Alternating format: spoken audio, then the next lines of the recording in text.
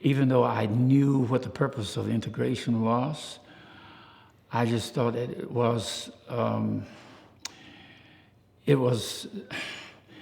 unfortunate that the integration couldn't have worked in the opposite direction for us. That the whites could have been integrated with us because we had the better school.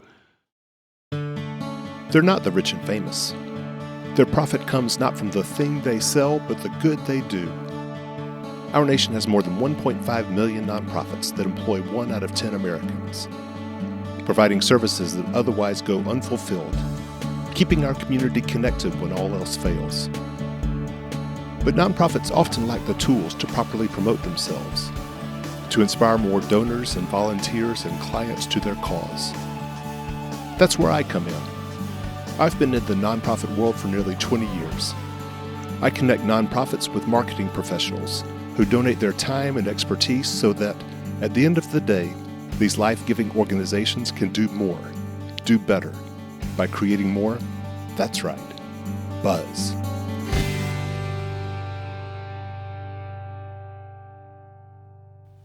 William Faulkner famously wrote, "The past is never dead. It's not even the past."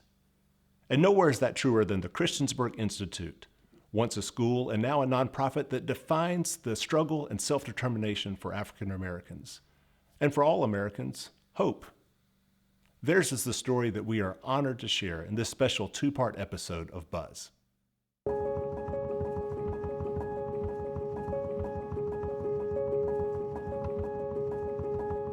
For 100 years, the Christiansburg Institute stood as one of the finest schools for Black Americans in Virginia. Founded in 1866, just 1 year after the Civil War put an end to slavery, Christiansburg Institute became a testament to African American self-preservation during a time when emancipation was still more aspirational than actual. On its sprawling 185-acre campus of 15 academic buildings, dormitories, and other facilities, Christiansburg Institute educated thousands of students from across Virginia and around the country. Future doctors, lawyers, teachers, barbers, bricklayers, farmers, business owners, and preachers. Education giants such as Booker T. Washington served as supervisor. But in 1966, school integration finally took hold in Virginia, and Christiansburg Institute's legacy was quite literally whitewashed away. Its academic buildings were shuttered. Its students scattered to previously whites-only schools. Its land subdivided and sold off.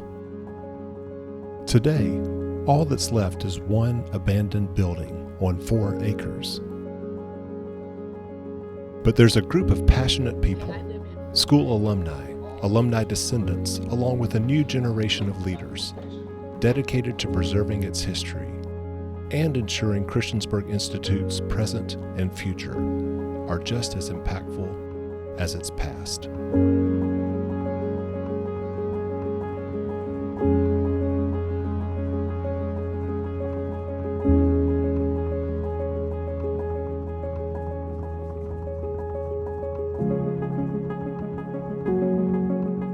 In 1866, Charles S. Schaefer, a Union officer originally from Pennsylvania, was sent by the U.S. War Department to Christiansburg, Virginia, to organize services for all newly freed slaves in the New River Valley. Working with Quakers from up north and the Freedmen's Bureau, Captain Schaefer in 1866 first rented a house and turned it into a school for 12 former slaves. Within the next 2 years, he secured a tract of land on what he dubbed Zion Hill. There, a church was built that took his name, along with a new school building which became known as the Hill School, where now more than 200 former slaves were being educated. So when CI was founded, it was not called Christiansburg Institute. It was called Christiansburg Schoolhouse Number 1. And then within the next 15 to 20 years, we see the Christiansburg Institute name attached to the school. But that name then shifts right when the Freedmen's Bureau, right, which was abolished shortly after the Civil War. It was charged with, land acquisition, representation for African Americans in the legal system locally here in Montgomery County. When that happened, CI lost federal dollars, right? The Department of War was no longer supporting the school. This is where we see the entry of Booker T. Washington. There's a Quaker group in the North who acquires the deed to the buildings and the land of the school, and they hire Booker T. Washington as his supervisor, overseeing CI. When Booker T. gets involved, the name changes to Christiansburg Industrial Institute. So the school began with a very strong religious background and a classical education, mathematics, English, science. When the school grows to an expanded campus in 1895, its name changes to Christiansburg Industrial Institute.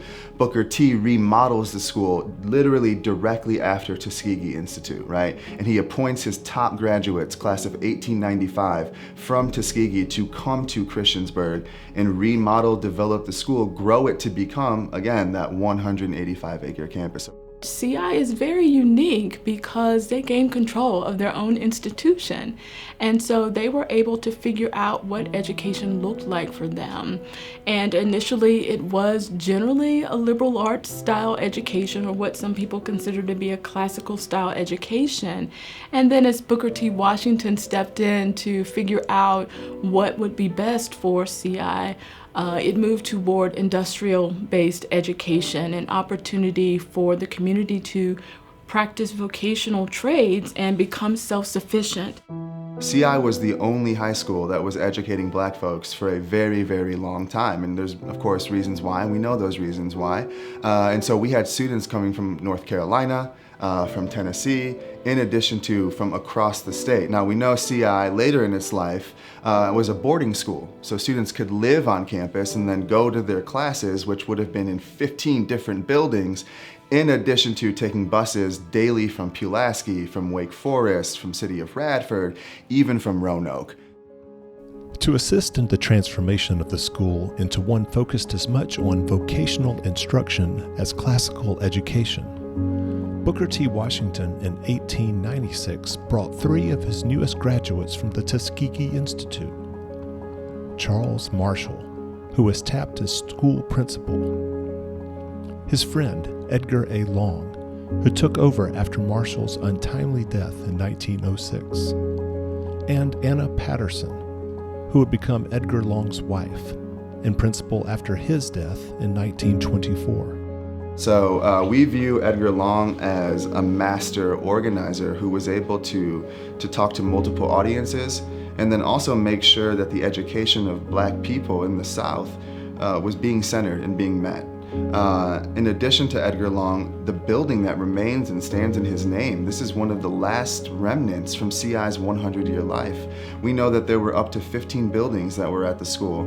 Of those 15, Edgar Long Building is the only one named after an African American. So his legacy as a statewide educator, which he was active across the state, teaching not just students, but training other educators as well who were coming to CI, staying on campus, and working with Edgar Long to promote CI and do other examples of CI across the South here in Montgomery County, Southwest Virginia, and across the state. What is the way forward? How can education be used to solve the problems that we were facing at that time, and how can it help us to achieve our vision for the future? And I think when we see a lot of the commitment that is still there, it ties back to that self-determination. The ability to define oneself, the ability to think about a collective vision for the future and figure out how to get there ourselves. Christiansburg Institute's self-determination extended far beyond education. While Edgar A. Long held a statewide reputation as an educator, he also brought his tremendous community organizing powers to meet other needs of Black Americans. So we know that Charles Marshall died of acute appendicitis, which we know is a preventable disease. Because he could not be serviced locally, overnight, his appendicitis became acute. There was a train that could have taken him to the only black hospital in Roanoke, but that train had left.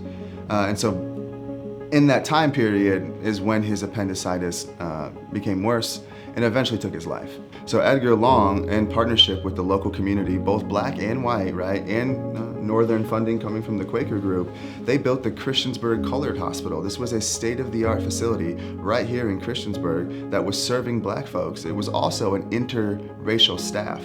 This literally came from like the spirit and raw energy and power of Edgar Long wanting to meet a real community need, a real material need in the now, as a direct response to an injustice, a loss of a friend that didn't need to happen. And so when we talk about the school, we talk about the farm, we talk about all the learning, we also talk about CI was meeting a need beyond just the learning and the academic, right? This was a hospital, this was a community that was feeding and caring for black people from across the state. In 1954, the U.S. Supreme Court issued its famous Brown versus Board of Education ruling that declared segregated schools were unconstitutional. But it wasn't for another 12 years before public schools in Southwest Virginia fully integrated, marking the end of Christiansburg Institute's century of service to Black Americans. So we know the school closed in 1966. The Friends Freedmen Association approached the Montgomery County Public School Board in 1934 to deed the land and the buildings to the school board with the one condition that the land itself would be used in the perpetuity for the advancement of the Negro race. The school board was not okay with that one condition. They entered into a 10-year lease agreement, 1934 to 1946.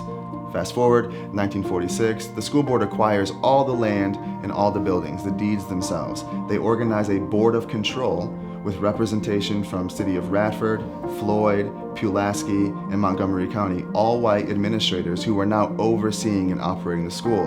Fast forward to 1966, the land is divided into 16 lots. 15 of those lots are sold publicly at auction, and the 16th lot is where the Montgomery County Public School Board builds the new Christiansburg High School, okay? So 15 of those lots today represent a Waffle House, the Christiansburg Rec Center, an entire Vista Via townhome development, the Oak Tree residential development. All of that formerly was CI's sacred ancestral land that made up that nearly 185-acre campus, which today has been profoundly developed and reduced to 4.4 acres of original campus property owned by the Christiansburg Institute Alumni Association and the historic Edgar A. Long building. It takes a lot of resources, and if you don't have the overall community investment, then it doesn't happen. So that is a huge struggle for trying to preserve buildings like CI. And too often what ends up happening is that underrepresented communities like the African American community here in the New River Valley ends up having to try so hard to get the majority community to see the value in something that's important to us. And if they can't connect to it, if they don't see that value, then it's easy for them to dismiss the whole community and say, no, we're not going to pursue this. We have other things that we want to do with those funds, or other things that we think are more important. And so then CI would be left behind.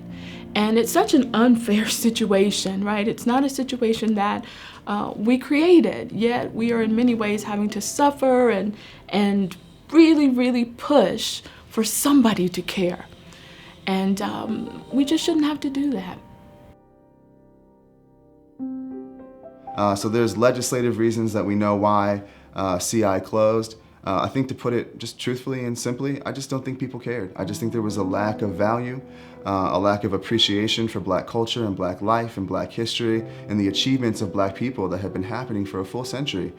Right here, we're largely ignored. And today, we still continue to fight and challenge that narrative. So the inequity is very clear. If anyone wants to come to us and say, what is the longest lasting physical indication of slavery in Jim Crow South and racism, it is the under-preservation and under-resourcing of Black history, period. People need to be asking Black people, what do you need and how can we support that? And I think what's really key there is most often we find people who want to lead alongside us. But in this work, we believe that those who are closest to the issues tend to know the solution, right? Those who are most directly affected. So what we need people to do is, oh man, Black Lives Matter, anti-racism, what do we do? This legacy of Jim Crow and slavery. Well, I work with folks who lived during Jim Crow, and those folks still have dreams and desires and aspirations, right? And my generation too, we have dreams and desires and aspirations. So I think people need to look locally, look grassroots, and go, okay, where are Black people moving in Montgomery County, and what needs are they articulating? And have I asked, or have I just assumed to know, right? I think that's extremely, extremely important right now. The best thing any advocate and ally can do, right, is to redirect resources to Black-led movements, right? And we don't need the leadership. We need the resources and for you to trust our leadership, because we have the leaders, man. You know, we have the leaders, man. These are people who are deeply, deeply invested in this community. Long before people were talking about anti-racism and talking about Christiansburg Institute, the elders have been here doing that, right? So I think there's like a sense of like duty. I think there's a sense of a commitment to honoring those who came before us, and then challenging these systems that prevented us from growing in the past, which are still active today, so we can make sure we don't repeat those same mistakes, right? And we can build together, and we actually can envision a real, actual, better Montgomery County that does meaningfully preserve and respect and affirm all of its history, not just the Confederacy and not just the one side of the Civil War we often are told, right? And CI is in that narrative. CI is a 100-year model of Black life. It is state history, right? We need the people to understand that and to come behind that and start saying that with us, right? That is where we see people power in grassroots organizing. I think maybe historian Dr. John Henry Clark said it best. He said, history is a clock that's used to tell a people's political and cultural time of day. It's a compass that connects us on the world map of human geography. It doesn't just tell us where we have been, it tells us where we still have to go. It tells us who we still have to be.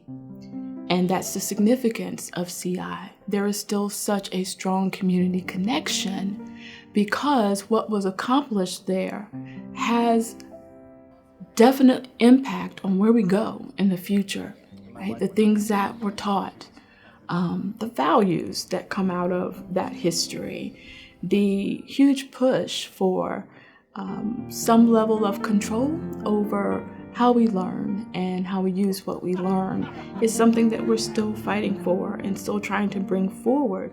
And so it serves as a model, right? We can look at this institution and say, here is where it was done, right? We don't have to imagine, we don't have to think, can it be done? Yes, it happened. And those lessons are important for us to teach our children.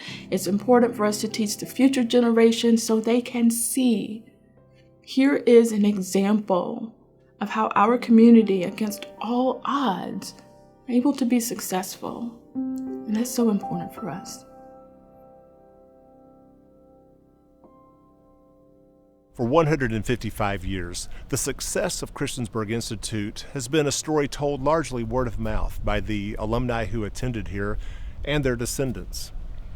But for Christiansburg Institute, the nonprofit, to be able to achieve its goals, it really needs to be able to share its story across our state and our country, which means they need a new website.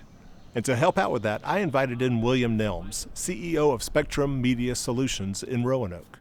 Chris, just to tell you a little bit about us, we are actually said Spectrum Media Solutions, and we're a digital agency here in downtown Roanoke focused on working with mission-driven organizations, whether that be for-profit or non-for-profit, to help them with all things digital. And so when Michael approached me about this after our meeting, I was more than happy to, get involved and do everything we can to help you all kind of tell your story in a better way online. For us, the website is so key, and we recognize this pretty quickly with COVID. Right. A community-based museum who does a tremendous amount of events on site at CI, or partnerships with the school system, or internships, work study programs. we suddenly had to be thinking about the digital platform because it was not safe to gather in person. So we had to get creative, we had to think on the spot, we had to improvise, and we began to shift a lot of our attention and resources to the internet, like the digital platform, period. Social media, curated digital exhibits, in addition to trying to revamp, update our website. We want to be able to say CI is a national story. It's a national story. Booker T. Washington, you've got top-notch Tuskegee graduate institutes who are the first principals at the school, with the creative tension of going, this is also the personal family legacy of many Black folks locally here still alive today. In terms of pain points from your users, your visitors standpoint, people that are wanting to learn more about the Christiansburg Institute, have you gotten any opinions in terms of what their experience navigating the information that they're looking for? So feedback we've gotten pretty consistently until we corrected was, where do I donate, right? Where's the donate button? How do I donate online? Also, figuring out how to just contact us, right? One of the preliminary things I noticed that some of those pages, it looked like a few didn't work. Some of them may have consisted of content that could have been as part of another page, via call to action or something like that. Have you been able to think about, the specific pages that you are going to want on the new website? We are a very small team. We just got another full-time staff person. Prior to that, it was me. And so in full transparency, that's not been an item that we've been able to develop as intentionally as we would have liked to, right? So a sitemap sounds great. Pages we wanted to make sure that you could see about us, learn about the history of CI, see who's on our board, see our staff, learn about the Long building. But I would even argue we've not touched that website in so long. I'm not sure if that's even being accomplished right now. For people like me that aren't, that have heard of it, but maybe don't know the entire history, about having a phone conversation like this, we'd never know. And so making sure that's clear to people, where this thing started, what the goals were back then, here's the goals, now, and here's the new generation that's coming in to, take the mantle, like you said, and push forward with this. Chris, hearing you one-on-one share the story of the Christiansburg Institute, I am moved to action every single time that you say something. What I'm trying to do here is give you that same platform on a digital space so that you're not just making one-to-one communication, you're speaking to, hundreds, thousands, tens of thousands, hundreds of thousands, just as compellingly as you do in a one-on-one conversation. So that's what I'm really excited to see about what William can bring to the table. The first thing that we want to see happen is the equitable restoration, the full, entire capital preservation of the Edgar A. Long building. That is a top priority for our organization, but it doesn't end there. Once we preserve the building, we want to adaptively reuse the space. And we see the Long building serving a similar role it served at CI when it was an active school, but today in the community. So we know we want to house an intergenerational learning center, a music recording studio. We have cultural arts incubation space. We're looking into some collaborative nonprofit office space for rent inside the building. But more importantly, we want to house our museum and archival collections, which represents the 100-year history of CI in the building, properly cared for, preserved in a historic building named after Edgar Long. Now, the building, though, as we know, is situated on 4.4 acres of original property, so we will be developing the land and the site, and the goal there is for it to serve as a regional destination for African American cultural heritage tourism, recreation, and entertainment on that 4.4 acres of open green space right here in Montgomery County. So we just left Christiansburg Institute over there, and Chris Sanchez said, hey, you got time to check out one other location. So we are following him now into this subdivision with these fairly new homes. I've got no idea where we are going or what we're going to see, but I'm kind of curious to find out. Right, so we're in the subdivision, surrounded by some fairly kind of new looking homes built in the last 20, 25 years. That's right. We know that when CI was auctioned at public sale in 1966, a vast majority of the property turned into a residential development, right? And it built around the campus.